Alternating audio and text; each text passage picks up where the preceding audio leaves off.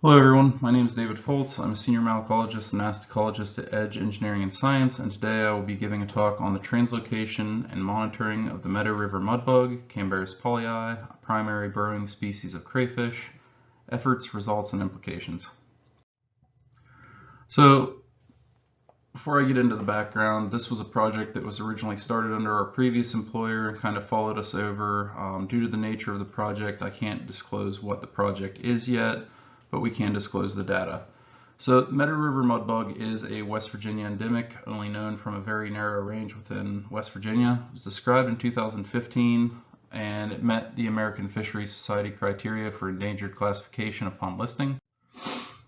Here is an example of its range with the map taken from Loughman et al. 2015. And a few more dots added now, but you can see this thing's only known from a very small portion, which is the upper Meadow River. So let's meet the species. Here it is, this beautiful blue mudbug, Cambarus pauleyi, and it is named after this gentleman, Dr. Thomas Pauleyi, Professor Emeritus at Marshall University, who's taught herpetology for a number of years.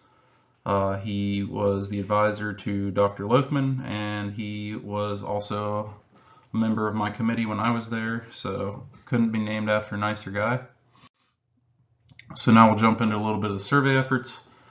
We did a habitat assessment for this animal in 2017, followed by salvage and relocations performed in 2018, monitoring for those relocation efforts in 2018 and 2019, and then a second salvage was initiated in 2020, and we are slated to perform the relocations for those animals in the coming weeks or months. Due to collecting them in fall, we had to retain them over the winter. So methods. For our habitat assessment, it was pretty much just walk the project's footprint, visually ID crayfish colonies, perform burrow excavations, and confirm Cambarus pauleyi. For the salvage, we utilized any collection method possible to collect as many Cambarus pauleyi as possible from the site. This included burrow excavation, baited line, and ditch jabbing. And then for relocations, we had a unique approach to this. We took some various sections of rebar, and the width depended on the size of the crayfish that we were trying to make a burrow for.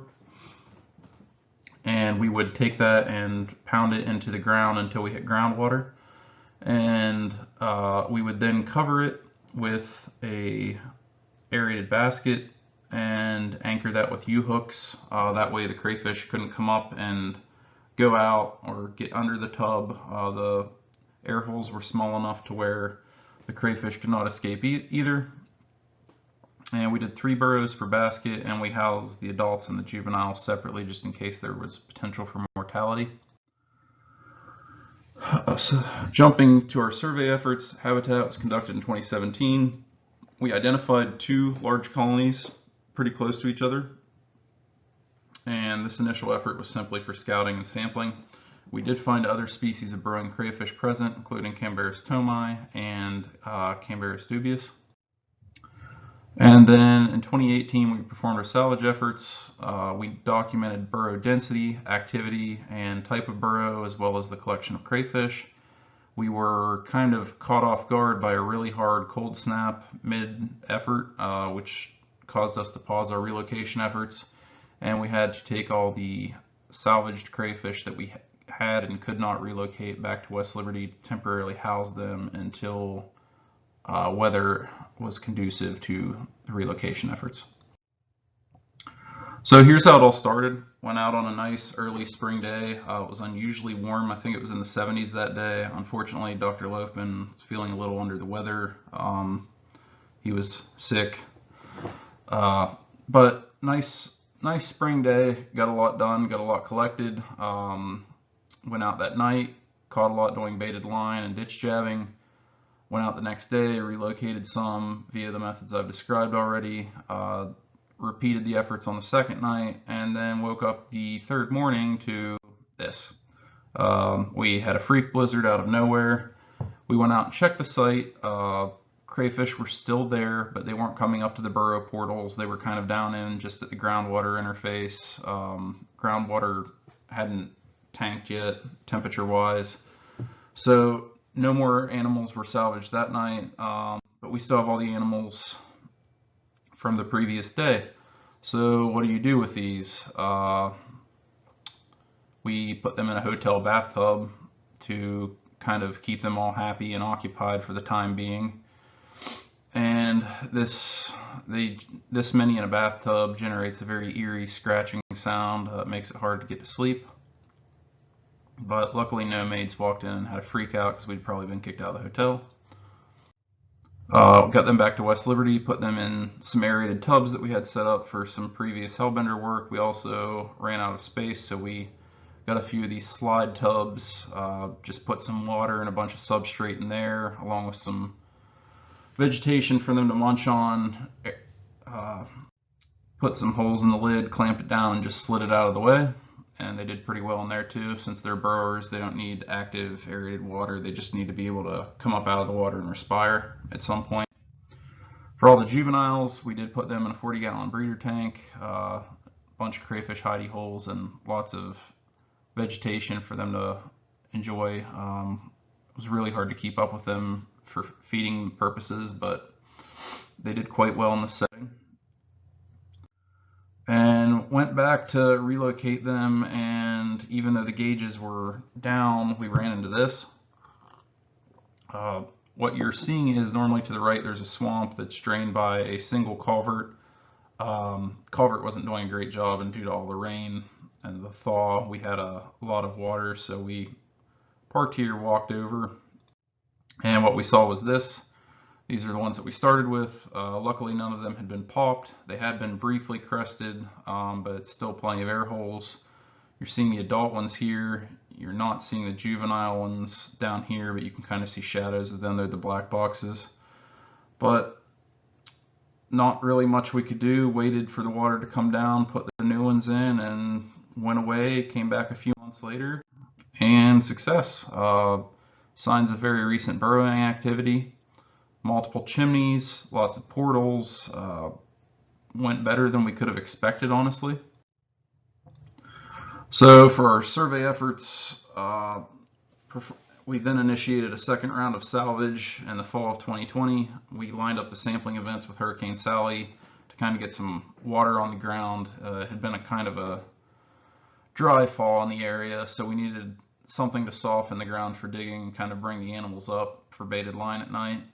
Worked out pretty well. All salvage crayfish are currently being housed at WLU until the weather is suitable, because we were doing this at the later part of the year. We didn't really want to relocate these animals only to have them either A, be baked in the sun, or B, have a cold snap hit and them not have any ability to burrow down at all. So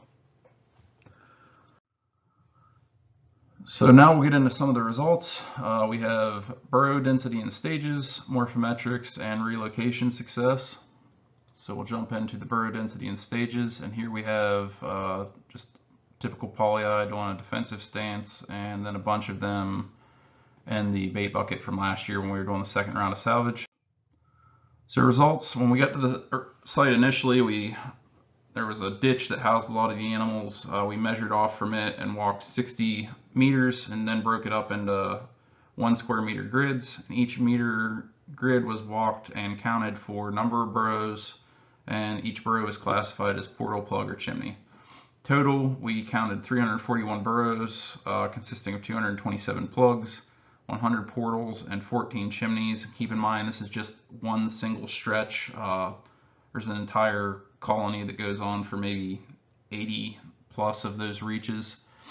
Average density in the area we checked of 5.68 burrows, consisting of 3.78 plugs, 1.67 portals, and 0.23 chimneys per meter squared.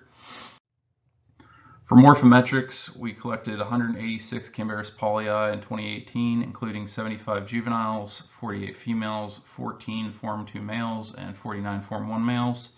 We followed that up this past year with 115 total, including 59 juveniles, 35 females, 14 Form 2 males, and 7 Form 1 males, for a total of 301 Pauleyi collected total.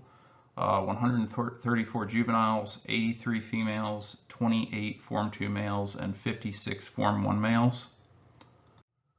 So here we have all the morphometrics, including mean, min, and max for each combined female, juvenile, form 1 male, form 2 male. There's nothing outstanding about this, so due for the nature of time, we're going to quickly brush over it, but if you have any questions pertaining to it, we can come back to it. So here's what's really interesting. The relocation success. Green cells are adult cages and gray cells are juveniles. So this initial column is the animals we put in at the start. So 96 started animals total. And then came back at June of 2018 just to check and do our first check of the baskets. And you'll see we have some decrease, but keep in mind decrease doesn't necessarily mean die off. We're looking for really fresh mud or chimneys for this. They could have been sharing, they could have burrowed outside the basket, which this one right here absolutely indicates they were doing, because we only put 3 in and we magically now have 5. When we do know that there's death is where there's exclamation points. These were observed dead animals, typically laying in their burrow with fungus growing out of them. But we do see some trickle off, but again, some of it's movement. So you're still at about 80%. Come back in August, again, pretty much the same thing, just under 80. At August, we pulled the baskets, took out the U-hooks, and kind of let nature take its course. Followed up in May of 2019 just to check, and we ran into a slight problem. It's been an entire year. Leaves have fallen. We've gone through a new growing season.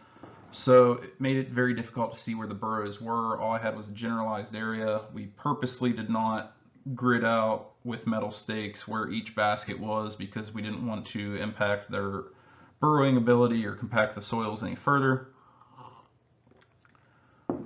And I was still able to count 55 burrows in the area. While that is still right around 60%, it's probably higher because outside of that generalized area where we focused all the burrows, we had a bunch of burrows popping up from where they had gotten up and moved, where there previously weren't any burrows. So I'm calling it a success. And we have some evidence of predation over time. Here's an owl pellet. But that site you saw with the baskets, this is what it looks like now in a growing season. You wouldn't even know there's a colony there unless you already knew about it. So in conclusion, we learned a lot about this species of crayfish from doing this project. They're very cold tolerant, which we learned from the blizzard and me accidentally freezing all the juveniles on the first day when I forgot to check the temperature on the hotel fridge and it turned them into a block of ice. Luckily, after having a mini panic attack, we let the crayfish hotel sit out for the day and came back and not a single one had expired. They just thawed out and went back to doing what they were doing. So that was interesting to note. The animals are highly social and the females exhibit parental care of young. This was observed both in the wild and their burrows. The juveniles continue to use the female burrows well after they can go and burrow their own burrows, and other females will let other females, juveniles, climb on them in captivity without issue. They seem to be very tolerant of each other, not aggressive like most species of crayfish when you put a bunch of them together. So lots of knowledge gaps were filled in. Our salvage and relocation efforts for the species work, which is great. What does this mean for Pauleyi? Well, A, it means we can do salvage and relocation if necessary for the species. B, we learned that housing them in captivity, they still do lock up and mate, so we can do captive breeding if needed, which is awesome. What does this mean for other burrowing crayfish species? We have proof of concept now. If we have a listed species and we want to try something like this for them, there's no reason to think it wouldn't work. And then, arguably just as important, what does this mean for species of animals that utilize crayfish burrows, such as the eastern Massasauga, Heinz emerald dragonfly, and Kirtland snake, all of which are documented with utilizing crayfish burrows. This means we could take, in theory, a habitat restoration project, which would normally take years after completion just to get the burrowing crayfish to come in naturally, and go out there and seed them and potentially speed the process up by almost a decade. you can have a colony within a year or two doing this method if we just go out, catch native animals that are local to that area and are located there, and redo the same exact things we did here. And this could really be a boon for these threatened and listed species in some states. Lastly, memory of the temporarily incapacitated. This project had claimed some victims. Zach got very sick on it. One of our students, Garrett, nobody told him to not overly fist the burrows, so his arm got really tore up because he got way too enthusiastic with it and had too much fun catching them the first night.